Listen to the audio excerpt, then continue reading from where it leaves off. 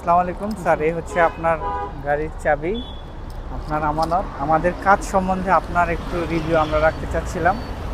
আসলে মা অটোমোবাইলসকে আমি আগে থেকে তেমন একটা চিনতাম না।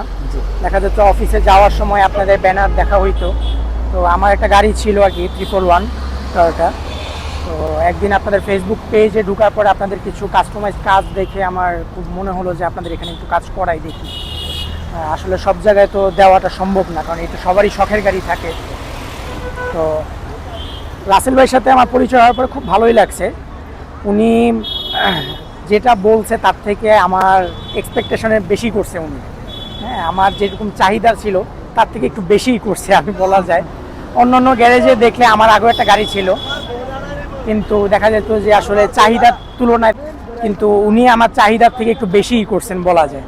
মানে আমার কাছে গাড়িটা আমার কাছে খুব ভালো লাগছে, এটা বলা যায়।